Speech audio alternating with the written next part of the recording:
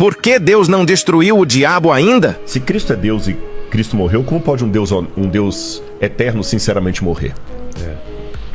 Se Deus é Deus, como é que tem um grande conflito entre o bem e o mal?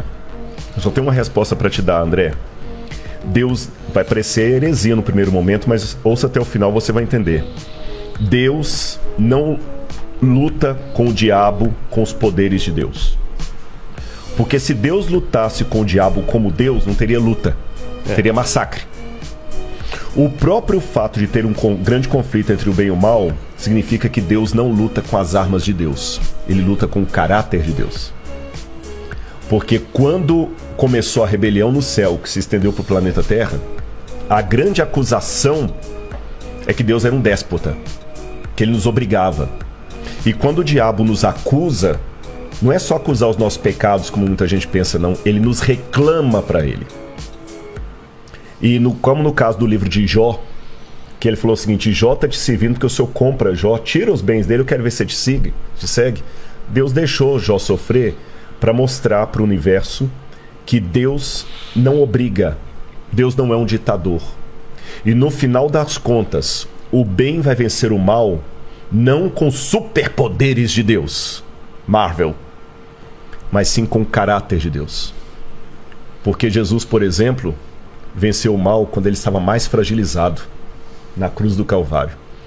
E tem um texto, André, que você deve depois procurar a Bíblia para ler, Filipenses 2, verso 5, que para mim é uma das teologias, lembra que eu falei de cristologia, uma das mais bonitas, que é a teologia do esvaziamento. Paulo fala o seguinte: tenham em vocês o mesmo sentimento que houve também em Cristo Jesus.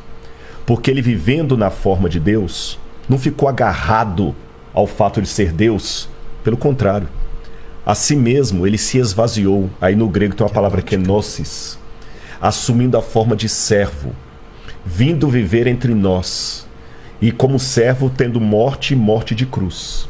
Aí o texto continua dizendo: por isso o Pai o exaltou sobremaneira, ele deu um nome que está acima de todo nome. Quando eu li isso a primeira vez, eu falei assim: peraí, parece que os testemunhos de Jeová tem um ponto aqui, porque se Jesus é Deus, por que o Pai tem que dar um nome para ele acima de todo nome se ele já tem? A questão é o seguinte: até a cruz, Jesus era Deus por natureza. Mas com o que ele fez na cruz do Calvário, ele é Deus por natureza e por honra ao mérito. Ele é Deus e merece ser Deus. Se tivesse vaga para Deus no universo, o único ser capaz, moralmente, é Jesus. Porque é fácil ser Deus quando você tem os poderes de Deus. Mas manter a nobridade, o caráter de Deus, quando você está temporariamente destituído daquela glória, é que é a questão. E ele venceu com a fraqueza. Ele venceu com o caráter. Ele não venceu o diabo jogando raiozinho. E aquele fogo de enxofre que vai vir consumir os ímpios no final, não é Deus mandando raiozinho ali, brincando, não. Ele se afastando, respeitando a decisão que eles tomaram. Que aí eles vão enfrentar a ausência absoluta de Deus. Mas até então, ele vence o mal com o caráter dele. Cristo se esvaziou para estar justamente no nosso nível. Por dois motivos ele se esvaziou, Pedro. Não, André, né, André? Primeiro, para revelar o Pai. Porque Deus é tão grandioso que se Jesus não revelasse, nós nunca íamos conhecer Deus. Lutero dizia que os homens usam uma máscara para se esconder. Deus é o contrário, ele usa uma máscara para se revelar. Porque ele é tão grandioso que o jeito dele se revelar é se ocultando. E o segundo, quando nós estávamos mortos em nossos pecados, ele se fragilizou, tomou a nossa humanidade e com o seu amor e o seu caráter, ele venceu o mal. Essa é a maior prova de que ele é poderoso.